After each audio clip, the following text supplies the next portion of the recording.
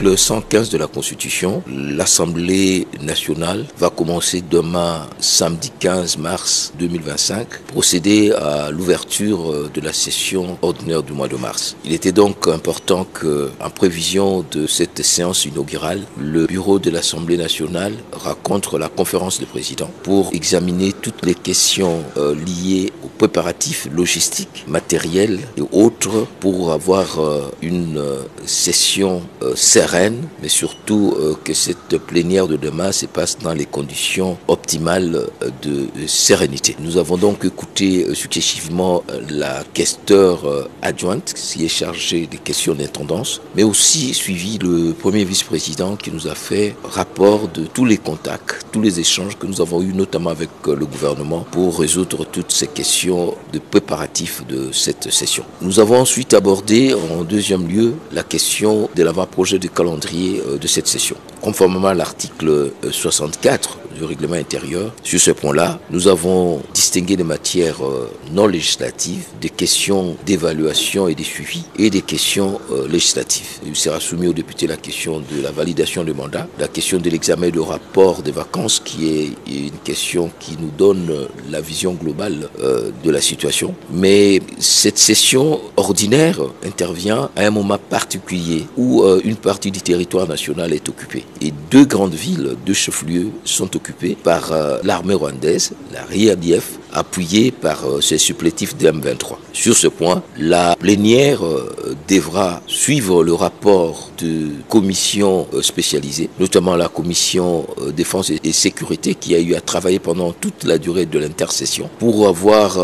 la suite des recommandations faites lors de la session extraordinaire qui a abouti à un certain nombre de recommandations à l'exécutif pour l'accompagnement politique et diplomatique, n'est-ce pas, de la gestion de la crise de l'Est. La commission défense et sécurité rendra aussi compte ou pourra encore inviter les responsables politiques et militaires pour voir comment nous allons accompagner le chef de l'État qui a dit que l'intégrité du territoire national devra être retrouvée par voie diplomatique ou par voie militaire. Outre la commission défense et sécurité, nous allons aussi écouter la commission ECOFIN qui devra nous présenter les rapports sur les différentes mesures prises au niveau de l'exécutif, les orientations sur la réduction du train de vie, sur la réorientation de moyens au niveau de la défense, sur la gestion des ressources mises à la disposition des responsables de la défense. Nous avons ensuite,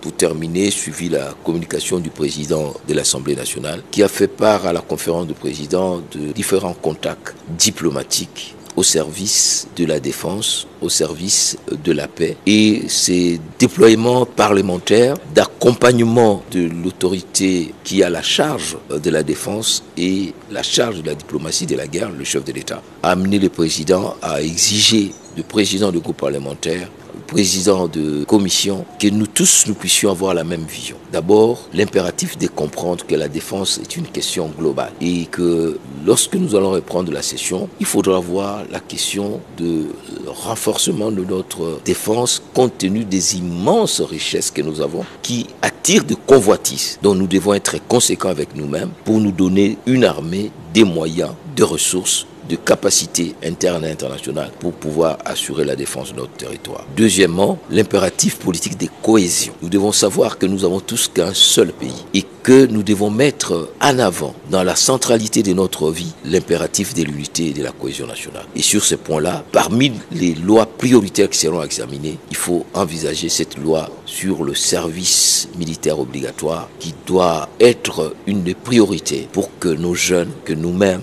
dès l'âge de 18 ans, comme dans d'autres pays, comme il a été en Israël, nous nous mettions au service de la défense de la nation. L'ouverture aura lieu demain à 13h, donc tous les députés sont invités à être là au plus tard à 12h30. La séance est publique, conformément à notre règlement. Pour être admis, il faut se faire enregistrer au service du protocole. Il faut être habillé décemment en tenue de ville et il ne faut pas venir avec des sifflets, il ne faut pas venir avec des calicots, il ne faut pas venir crier dans la salle. C'est une séance inaugurale et cette séance donc obéit aux principes élaborés et imposés dans notre règlement intérieur.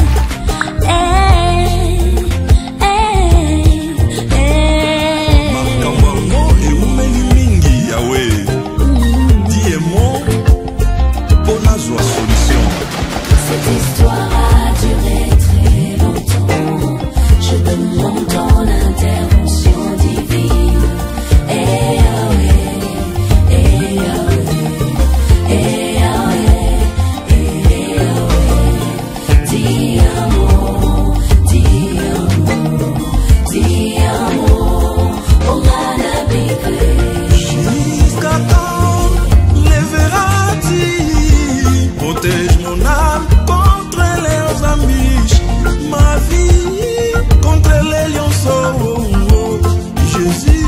Je laisse ma vie entre tes mains. Ma vie